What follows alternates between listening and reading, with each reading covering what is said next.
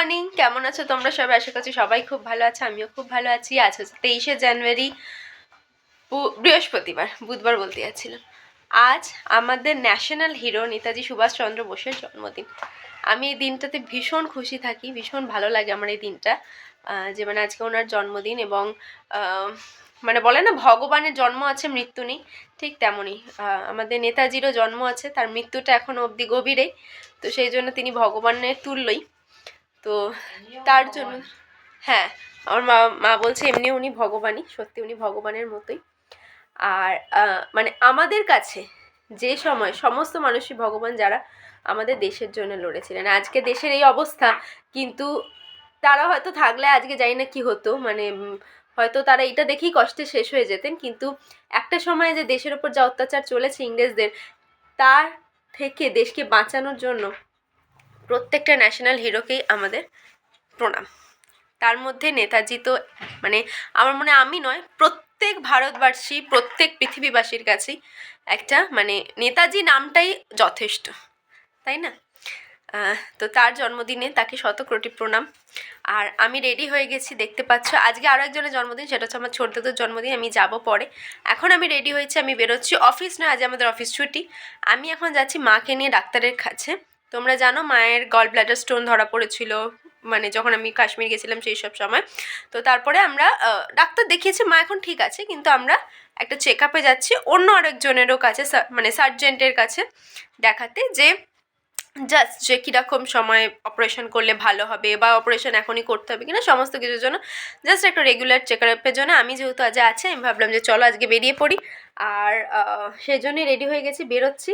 আর এখন মানে বিয়ের মরশুম আমাদের এখানে, কারো একজন মনে পাড়ার বিয়ে হচ্ছে, কার যাই না, একদম প্যাঁ প্যাঁ করে আওয়াজ হচ্ছে, মানে মাইক বাজে, খুব ভালো লাগছে। আমার মুখটা এত পরিষ্কার লাগছে মানে ক্যামেরার জন্য, কিন্তু আমার মুখের এই জায়গাটা পুরো পর পর ভর্তি পিম্পল হয়ে গেছে, এখানে বোঝা যাচ্ছে না ক্যামেরা, হেভি ক্যামেরা, মানে অসাধারণ ব্যাপার। এখানটা পুরো পরপর পিম্পল হয়ে না পুরো কালো দাগ হয়ে গেছে, সেজন্য আমার ক্যামেরাতে নিজেকে দেখে বেশ ভালো লাগছে, যে ওটা বোঝা যাচ্ছে না। তো চলো আর বকবক করবো না, মা নেবে গেছে, আমিও বেরিয়ে পড়ি।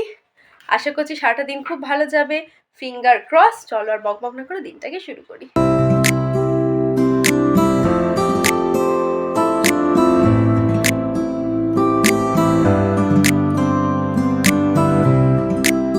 এই দেখো, চলে এসেছি আমরা জৈন হসপিটালে মাকে দেখাতে। আর জৈন হসপিটালের সাথে আমার এক ভীষণ গভীর ইমোশন জড়িয়ে আছে, কারণ ছোটোবেলায় আমাকে বলা হয়েছিল যে মানে বলা হতো আর কি, মা বলতো যে আমি যখনই মাকে জিজ্ঞেস করতাম আমি কোথা থেকে এলাম, তখন আমাকে মা এটাই উত্তর দিত যে এই হসপিটালে মা কখনো একবার এসেছিল এবং সেখানে আমাকে দেখতে পেয়েছিল, একটা পেঁচির মতো দেখতে একটা নাকি বাচ্চা আছে, আর সেটা দেখে আমার মা নিয়ে চলে এসেছিলো। সেই গল্প শুনে কিছু বয়স কাটানোর পরে আমি জানতে পারি যে আমার মানে মায়ের ডেলিভারি জৈন হসপিটালে হয়েছিল। তো যখনই জৈন হসপিটালের সামনে দিয়ে যাওয়া হয় বা কিছু, মা সবসময়ই আমাকে বলে এই যে এইখানে তুই হয়েছিস। আর সেখানেই আজকে গিয়েছিলাম, তো বেশ আমার ভালোই লাগছিল প্রথম দেখে। তারপরে ডাক্তার দেখিয়ে যখন আমরা বাইরে এলাম, বাইরে এসে মেন রোডে যখন আসছি দেখছি বেশ মানে একদম তার ফার দিয়ে ঘিরে দিয়েছে যেন রাস্তা, মেন রোড। তো এটা আমি অনেক আগেই যখন বাসে করে আমরা যখন আসছিলাম হসপিটালে, তখনই আমি দেখেছিলাম। সেটা হচ্ছে একটা প্রসেশন বেরোবে, পদযাত্রা বেরোবে তোমার এই যেহেতু এটা 23শে জানুয়ারি নেতাজির জন্মদিন উপলক্ষে, তো ভালো কথা, সেই জন্য বাসও ঘুরিয়ে দিল। তারপরে আমি যখন এলাম তখন দেখলাম যে হ্যাঁ, এখানে এবার পদযাত্রা বেরিয়েছে, শুধু বিশাল লোকারণ্য, পুলিশ, বিশাল ব্যাপার। বাবা কি না কি হচ্ছে। তারপরে শুরু হলো পদযাত্রা। প্রথমে গেল একদল মানুষ প্ল্যাকার্ড নিয়ে, যেখানে মানে হাতে ফ্ল্যাগ ধরে। তারপরে এলো হচ্ছে গান হচ্ছিল, মানে একটা ট্যাবলো না, মানে একটা ছোট গাড়ি, ছোটা হাতি যেগুলো হয়, সেখানে কয়েকজন বসে গান করছিলেন। তো গানটা বেশ ভালোই হচ্ছিল। হ্যাঁ, বেশ ততক্ষণ অবধি আমার ভালোই লেগেছে, কারণ প্রথমে একদম বাচ্চাদের হাতে ফ্ল্যাগ নিয়ে দিয়ে দিয়েছিল যেতে, এবং কিছু বাচ্চা হয় না মানে সামলাতে পারছে না, ভারে বেঁকে যাচ্ছে, এই হচ্ছে, ঠিক আছে, সব মানে ভালো লাগলো। তারপরে একটা এসেছিলো যে ঘোড়ায় করে ফ্ল্যাগে নিয়ে যাচ্ছে, সেটাও ভালো।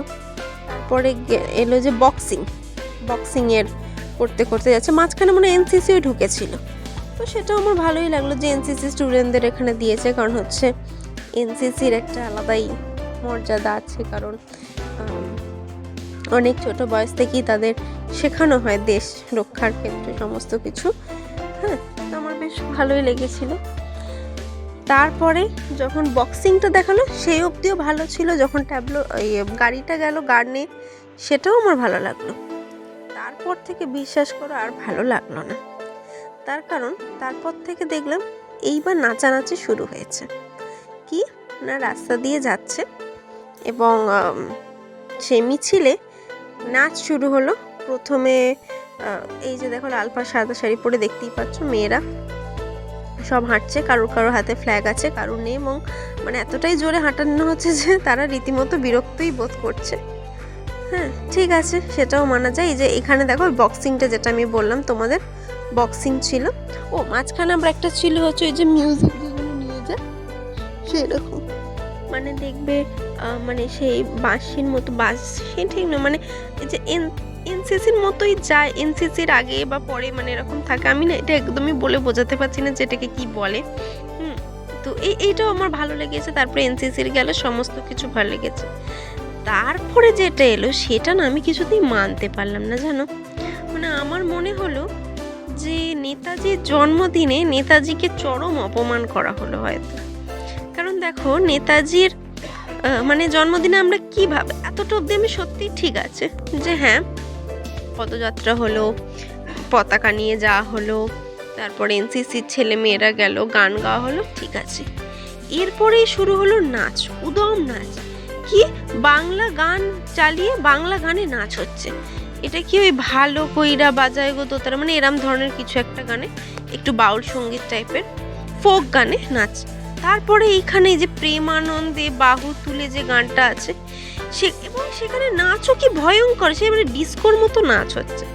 আমার এতটাই অদ্ভুত লাগলো যে মানে আমার এত খারাপ লাগলো, নিজের কাছে নিজের লজ্জা লাগলো যে আমরা বাঙালি হয়েই তাকে সম্মান দিতে পারলাম না। তো আর কি করা যাবে, মানে কিছুই বলার নেই, ভাষাহীন। তো আমি একটাই কথা বলতে চাই, হয়তো আমার কথাটা অনেকেরই ভালো লাগতেও পারে, আবার ভালো নাও লাগতে পারে। অনেকেরই মনে হতে পারে যে যাও বা একটা কিছু হচ্ছিল সেটাও কেউ এমন ব্যঙ্গার্থভাবে করছে। কিন্তু কি বলতো, কথাটা এটা হচ্ছে যে যা হোক কিছু করে নিলাম, করতে হবে বলেই কিছু করে নিলাম সেটাও ঠিক নয়, এবং যা হোক কিছু করে নিলাম সেটাও ঠিক নয়। এটা যদি প্রজাতন্ত্র দিবসে হতো তাও মেনে নেওয়া যেত যে ঠিক আছে সেই দিনে করা হচ্ছে একটু নাচ গান। কিন্তু আজকের জন্য মানে 23শে জানুয়ারির জন্য যেগুলো হলো, ওই যে নাচ, প্রেমানন্দে বাহু তুলে বা যে কোনো বাংলা ফোকের ওপর নাচতে নাচতে, এবং সেই নাচও ভয়ঙ্কর, মানে তোমরা দেখতে দেখতে হাসি পেয়ে যাবে। হয়তো আমার তো হাসিই পাচ্ছিল। তো সেটা হয়তো আমি নেতাজির জন্মদিনে এটা মেনে নেওয়াটা আমার পক্ষে খুব কষ্টকর ছিল। কিন্তু দেখো আমি বলে তো সমাজ পরিবর্তন করতে পারবো না, তাই দেখাটাই একমাত্রই।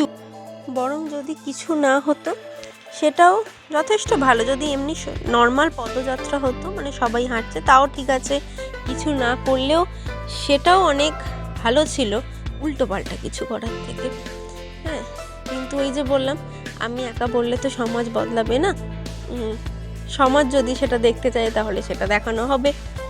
অনেক কিছুই বলি, কিন্তু সেটা হয়তো সমাজের কিছুটা মানে ভারে চাপে, বা বুঝতেই পারছো আমি কি বলতে চাইছি সবাই, যে তার জন্য আমরা কিছু করে উঠতে পারি না। তো সেরকমই এটাই ব্যাপার হয়ে গেল। আর দেখো এখন আমি বাড়ি চলে এসেছি, বাড়ি এসে ঠাকুরকে ধূপ দিয়ে খাওয়া দাওয়া করছি, আর খাওয়া দাওয়াটা ফাটাফাটি। Good evening. আমি দেখো মুখে ক্রিম মেখে নিয়েছি, আমার মুখটা যে ভয়ঙ্কর লাগছে, আমার ওই ক্যামেরাটা দেখে আমার দুর্দান্ত লাগছে। যাই হোক না, ভয়ঙ্কর কিছুই নেই, যে দাগটা আমার খুব বাজে লাগছে, এখানে 2-4টে দাগ হয়ে গেছে। এখন আমি যাচ্ছি ছোটদাদুর ঘরে। কেন সেটা আমি পরে, তোমরা জানোই আজ ছোটদাদুর জন্মদিন, আমি সকালে গিয়ে প্রণাম করে এসেছিলাম। এখন আবার যাব। আর মা আর বাবা নেই ঘরে, মা আর বাবা একটু বেরিয়েছে। তো চলো আমি আর বক করবো না, ফোনে একটু চার্জ নেই। ঠিক আছে, দেখা যাক। একটুই চার্জ নেই, অফিসের কাজ করছিলাম, দেখানো যাবে না এখন, হোয়াটসঅ্যাপ অন আছে। কি ভিডিও পাঠিয়েছে লোকজন দেখি। চলো আর বক বক না করে আমি যাই, বেরোই আর ঘুরে আসি। এ দেখো, এই যে এখানে কেক এসে গেছে, কেকটা খুব সুন্দর ছিল, যেমন দেখতে তেমন খেতে। আর এ দেখো, এখানে দেখো ছোট বনুকে দেখো, আর ওইদিকে বনুমাসি বসে আছে, তাকে দেখো। আমাকে মা বলেই গেছিলো যে একটু ভদ্রভাবে যাবি, মানে ভালো জামা কাপড় পরে। আমি বললাম আমি তো ভদ্রভাবেই থাকি সবসময়, যে আমি মানে এরকম কখনো আমাকে দেখে না মনে হবে না যে মানে খুব ভয়ঙ্করভাবে বসে আছি। কিন্তু এরা দুজন যে এত সেজে গুজে থাকবে আমি সেটা কি করে যাবো? আমি ঘরের জামা যেমন পরেছিলাম সেটা পরেই চলে গেছিলাম, আর তেমন ঠান্ডা ছিল না, একটা জাস্ট গায়ে স্টোল দিয়েছিলাম। পাশের ঘরই তো, ওমা গিয়ে দেখি দুজনে মিলে ওরে বাবা কত সেজে বসে আছে, আর আমাকে মানে দুই সুন্দরীর পাশে আমি বান্দরী হয়ে বসে আছি। আর এইখানে যে একটা এটা মানে এটাকে কি বলে সেটাও আমি ভুলে গেছি, যেটা জ্বালানো হয়েছিল সেটা এতক্ষণ জ্বলছিল, শেষে আমরা ভয় পাচ্ছিলাম যে এটা কী রে বাবা, এ তো বন্ধই হচ্ছে না। হ্যাঁ, যাই হোক, তারপরে সে কেক টেক কাটা হলো, এবং তারপরে যেটা মানে চলতে থাকে সেটা হচ্ছে যে ফটোশ্যুট। আর ওই দেখেছো দুই সুন্দরী মাঝে আমি বান্দরী হয়ে ঘুরে ঘুরে বেড়াচ্ছি। কী যে আমি ওরম হয়ে চলে গেছিলাম মুখ ভর্তি ক্রিম মেখে, আমি আর বলে বোঝাতে পারবো না। তখন যে আমার দুজনের ওপর কী রাগ হচ্ছিলো আমি ওদের বলছিলামও, তোদের দুজনের ওপর আমার বহুত রাগ হচ্ছে, কিন্তু আর রাগ করে কি করব। যাই হোক, কেক টেক কেটে অনেক গল্পের পরে আমরা চলে এসেছি ডিনার করতে। ফাটাফাটি ডিনারটা ছিল, প্রত্যেকটা রান্নাই ছোটদিদার ফাটাফাটি ছিল। ডিনারে ছিল ফ্রাইড রাইস, আলুর দম, মাটার পনির, চিলি চিকেন আর মিষ্টি, হ্যাঁ আর কেক অবশ্যই। ফাটাফাটি খাবার ছিল, ছোটদিদার রান্না খুব ভালো হয়, এটা তোমরা জানো, এর আগেও আমি বলেছি। আমরা তিনজনে বসে, আমি ছোট বনু আর বনুমাসি বসে একদম গল্প করতে করতে দুর্দান্ত জম্পেস ডিনার করেছিলাম সেই দিন।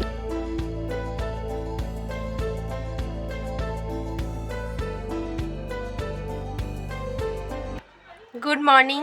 কালকে রাত্রিরে আর ব্লগটা শেষ করা হয়নি, আমি খেয়ে দিয়ে মানে ওখান থেকে এসেছি, ছোটদের ঘর থেকে এসেছি, তখন বাজে কটা বাজে বলো তো, 10:30।